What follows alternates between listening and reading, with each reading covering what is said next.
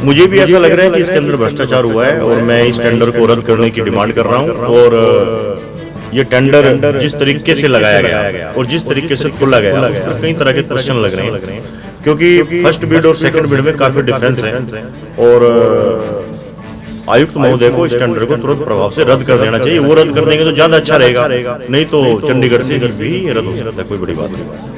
मनमर्जी हम नहीं चलने देंगे किसी भी भ्रष्टाचार के अंदर। जो इस प्रकार के ठेकेदार जो भी ठेकेदार ये सोचते हैं, चाहे कोई बड़े से बड़ा कितना ही अपने आप को 30 मार समझता हो और वे सोचता हो कि मैंने सभी पार्षदों को खरीद लिया या मैंने सभी को मैं सिस्टम में सेट कर लूंगा, तो ऐसे लोगों की इस नगर निगम के अंदर कोई जगह नहीं। समाज में अंदर इस चर्चा है कि वो बहुत पैसे वाला है, वो बहुत ताकतवर आदमी है, तो इसका मतलब जो ताकतवर आदमी है वही गुंडागर्दी करेंगे, भ्रष्टाचार करेंगे। इन लोगों को हम बर्दाश्त नहीं करेंगे और ये किसी भी कीमत पे इस तरह की चीजें हम बर्दाश्त करने वाले नहीं है। देखो, पार्षद अगर कोई आरोप लगा रहे हैं तो पहले तो उन्हें ये समझना चाहिए किसी भी चीज के बारे में जल्दबाजी में कोई टिप्पणी नहीं करनी चाहिए। पहली बात तो ये कि जब ये टेंडर लगाया गया तब हमें किसी प्रकार की कोई जानकारी नहीं दी गई। जब इसके नॉर्म्स बनाए गए तब कोई जानकारी नहीं दी गई, और जिनको जानकारी दी गई होगी तो उनको दी गई होगी, कम से कम मुझे तो जानकारी नहीं दी।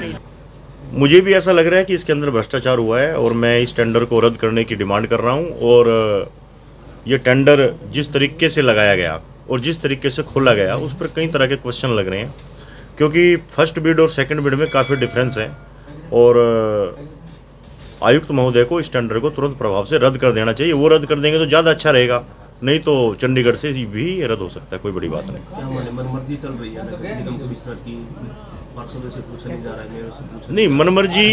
मनमर्जी हम नहीं चलने देंगे किसी भी भ्रष्टाचार के अंदर। जो इस प्रकार के ठेकेदार जो भी ठेकेदार ये सोचते हैं, चाहे कोई बड़े से बड़ा कितना ही अपने आप को 30 मार समझता हो और वे सोचता हो कि मैंने सभी पार्षदों को खरीद लिया या मैंने सभी को मैं सिस्टम में सेट कर लूंगा, तो ऐसे लोगों की इस नगर निगम के अंदर कोई जगह नहीं है। सर, दो कंपनी के टेंडर लगाए गए, एक कंपनी का सबसे कम टेंडर था, कमीशन को पता होने के बावजूद भी उन्होंने टेंडर दूसरी कंपनी को दिया।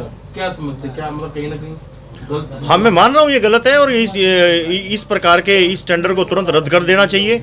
और हमें भी ऐसा लग रहा है कि ये गलत है। और जो एक समाज के अंदर एक जो रिएक्शन आ रहा है, समाज के अंदर भी कोई ये इस तरह का रिएक्शन आ रहा है कि जैसे वो जिस ठेकेदार की भी बात कर रहे हैं, क्योंकि उस ठेकेदार के तार स्वीपिंग मशीन से जुड़े हुए हैं, और हमें लगता है कि वो जो स्वीपिंग मशीन जिस ठेकेदार की थी उसका कहीं ना कहीं इन टेंडरों के अंदर अप्रत्यक्ष रूप से रोल है। और जो एक समाज की जो चर्चा चली, समाज में अंदर इसका चर्चा है कि वो बहुत पैसे वाला है, वो बहुत ताकतवर आदमी है, तो इसका मतलब जो ताकतवर आदमी है वही गुंडागर्दी करेंगे, भ्रष्टाचार करेंगे। इन लोगों को हम बर्दाश्त नहीं करेंगे और ये किसी भी कीमत पर इस तरह की चीजें हम बर्दाश्त करने वाले नहीं है। पार्षदों द्वारा आप लोगों पर भी कुछ आरोप लगाए गए, क्या कहेंगे?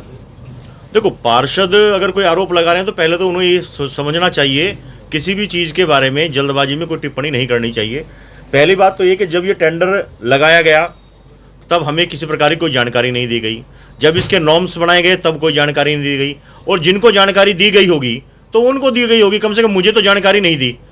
उन्होंने कहा कि तीनों जनप्रतिनिधियों की बात करी, तो मैं और किसी की गारंटी ले नहीं सकता, लेकिन मैं अपनी बात आज मैं इसी विषय को लेके मैंने अपनी बात आप सबके सामने रखी है। निगम में आपकी सरकार है, स्टेट में भी आपकी सरकार है, सेंटर में भी आपकी है, लेकिन पानीपत नगर निगम का भ्रष्टाचार कम नहीं हो रहा। लगातार जितने भी अफसर आते हैं भ्रष्टाचार बढ़ता ही जाता है।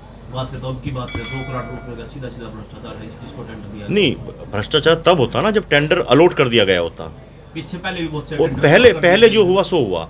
आप ये देखो भाई साहब कि जो पहले हो गया मैं उस पर नहीं कह सकता, लेकिन जो चीज़ मेरे संज्ञान में आएगी या जो चीज़ मेरी जानकारी में आएगी, हम भ्रष्टाचार के विरुद्ध अपना बिल्कुल कड़ा स्टैंड रखेंगे। कि माननीय मुख्यमंत्री जी की पॉलिसी है 0% टॉलरेंस की, और हम उसी नीति पर काम करेंगे, क्योंकि किसी भी कीमत पर हम इस शहर के अंदर भ्रष्टाचार की जड़ें कमज़ोर करेंगे और भ्रष्टाचार को पनपने नहीं देंगे। निगम कमिश्नर टेंडर को रद्द नहीं करते तो फिर अगली फैसला क्या होगा, अगला कदम क्या होगा? ऐसा थोड़ा ही हो सकता है। नगर निगम कमिश्नर कोई सुप्रीम पावर है?